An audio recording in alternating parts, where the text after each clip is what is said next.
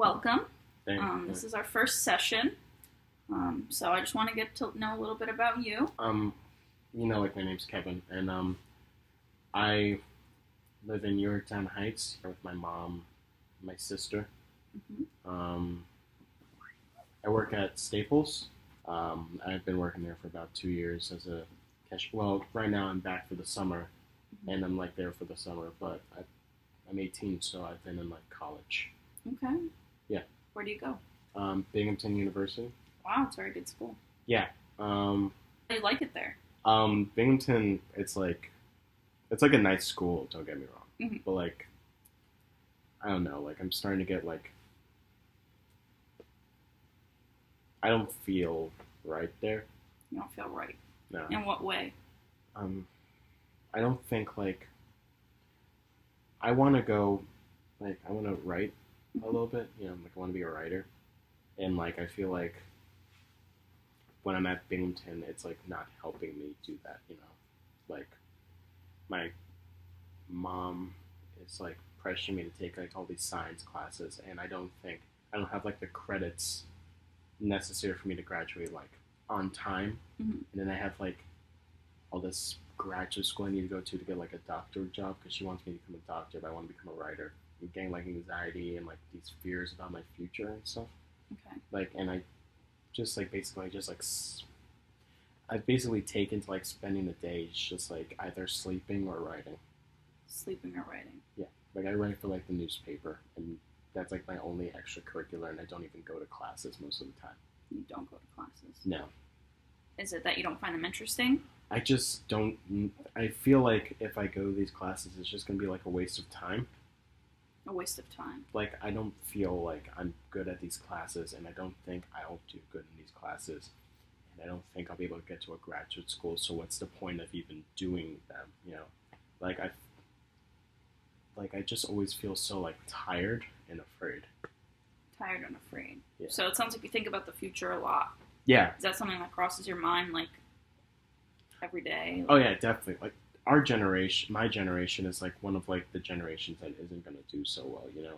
Like everything in like past generations was like school wasn't that much, and like raising a family. Like my grandma and my grandpa were able to raise like 5 kids in the 60s, and that was fine. In the 70s, and that was fine. But today, college is so expensive, living is so expensive, and I'm trying to do this thing I don't want to do that's a really competitive field. It just doesn't make sense. It doesn't make sense for you. It doesn't make sense, And my family's making me do this because they want me to do this, but I don't want to do. Like, I don't want to be a doctor. So it sounds like they have a huge influence on you and what you do. Well, it's like they're paying for the college, so they say that they get to dictate what I do with my time at college.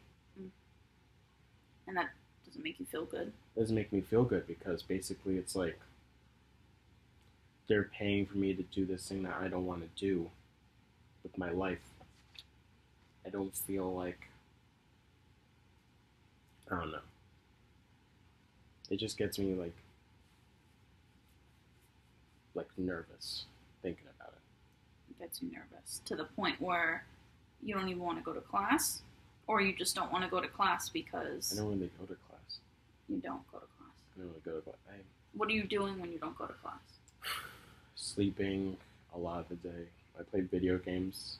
I've got like a friend named Daniel. We usually play video games together. You stay in your room a lot, it sounds like. Yeah. My roommate's kind of pissed about that. Well, my former roommate. Do you get out of bed? Are you up? When I go to eat or like hang out with a friend, I go up. But like, usually I don't know. I've got a TV in my room, so a lot of the time I'm just sort of like sitting back and watching it. And when you know it's time for class and you have to leave for class, do you even think about it? Do you get nervous? That feeling doesn't even like come into it. It doesn't come. It's like I don't have a concept of time for classes. It's like I listen.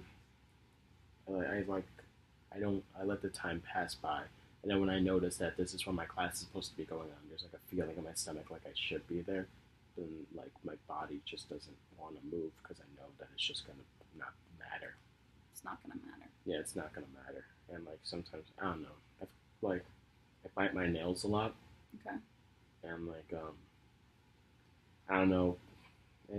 I don't know. I'm kind of a nervous person. I also tap my foot. Mm-hmm. You know, I used to have these ticks when I was a kid. So You had ticks. yeah. What kind of tick? Well, like for example, I would go like that, I crack my neck, but sometimes I wouldn't. I just the feeling of it. I don't know. It was like this was like a calming mechanism, or maybe it was like it made me stressed. I don't know.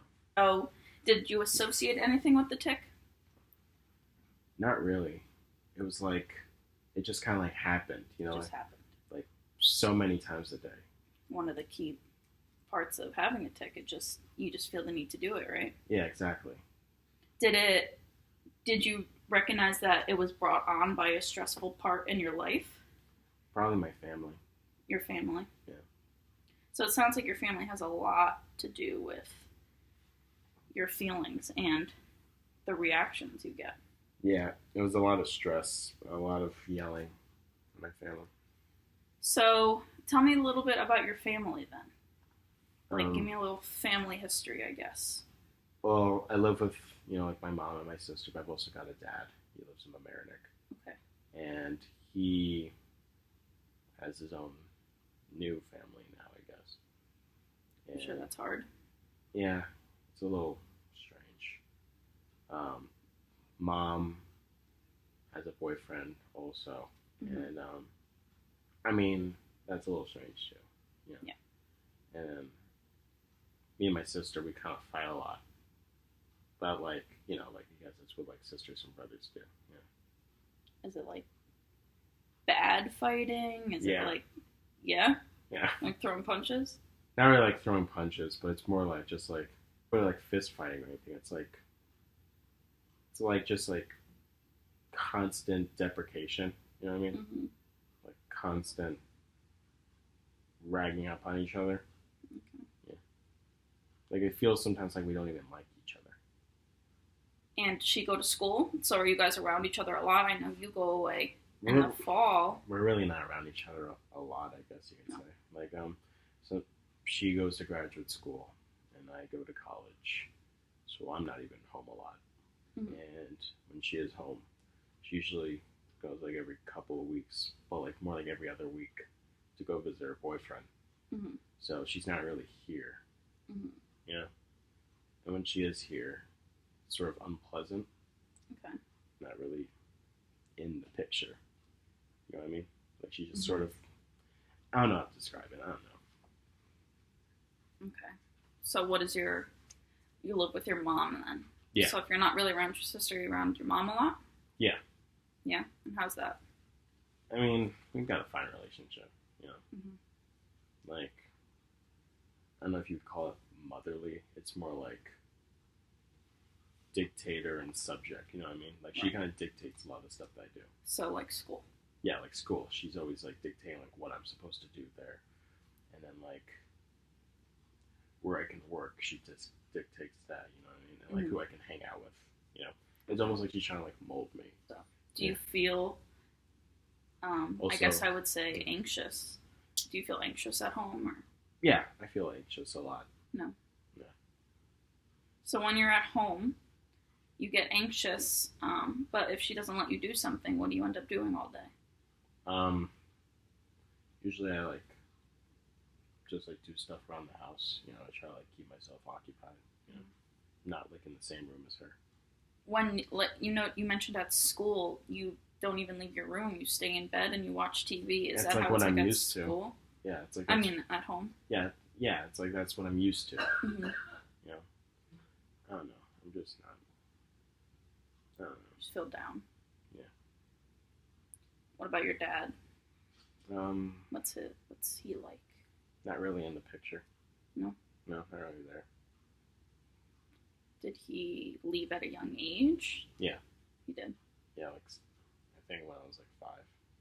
Okay. Do you know much about him? Not really from what I see. You know, Just that he's married. just say he's married. You know. Mm. Yeah, they had like.